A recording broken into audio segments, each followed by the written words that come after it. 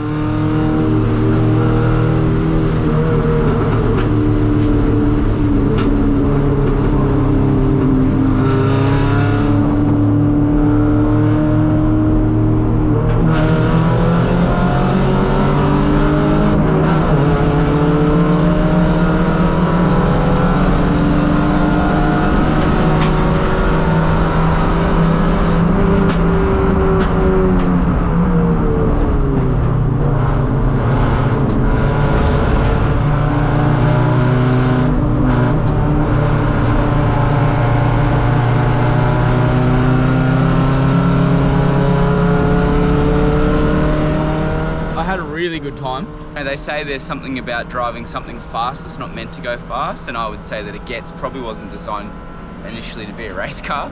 So driving this on a racetrack with 11 other cars or 10 other cars that are in the same spec was a lot of fun. I got out there on Saturday morning and I have never driven the track at Lakeside. I've never raced door to door.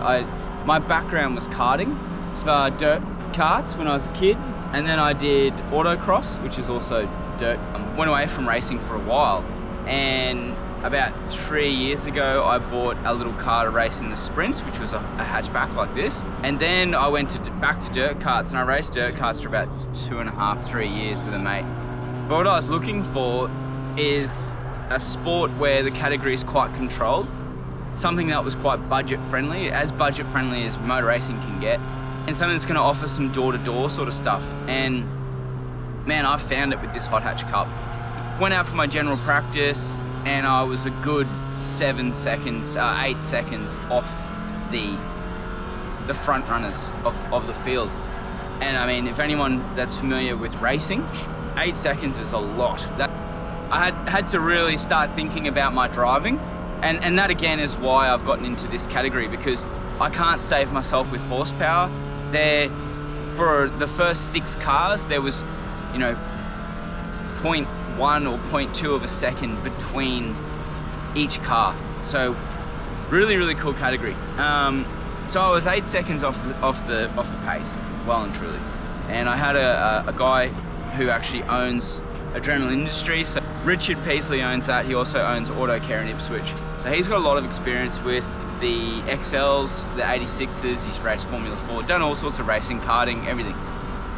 Massive help to me. He was a really good coach, but also pitting me, so he would come in, do all my tyre pressures, he would start setting up the car for me, he'd watch my in-car footage, give me some pointers. He was everywhere at the same time. He's an amazing guy. I don't know how he does it, but he'd be down at the corners, down at the end of the straight, down in different places. He's giving me key things to work on.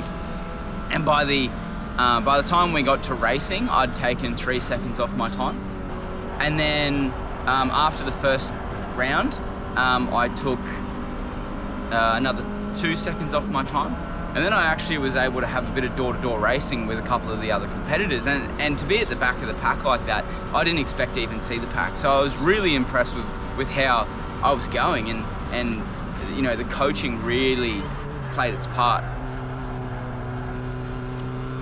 Really enjoyed that. You know, there was one race there at the 2 races at the end of the day on Saturday where Swift and I, Lockie, we were having a great little battle, and he really looked after me. There were places where he could have jumped on me, he could have bombed me on the inside or done different things, and he didn't. He just sat there with me and really helped me out. And when we finished the race, all the marshals got up and clapped, and they were giving me the thumbs up and clapping and to Lockie and I, and cheering, and everyone loved it that we had this door-to-door little race. And then when I got down past the grandstands and past, I've never had so many people watch me do something, but you know, all the spectators are standing up and clapping, and like the culture and the environment is just phenomenal. I can't recommend it enough. You know, you need to get down to a racetrack and watch this stuff, particularly with these hot hatches.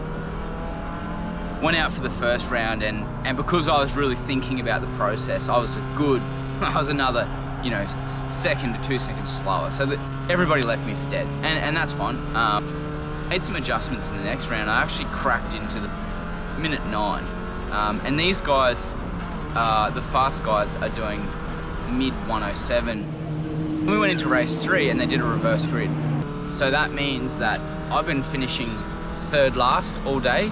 Means I'm going up to the front.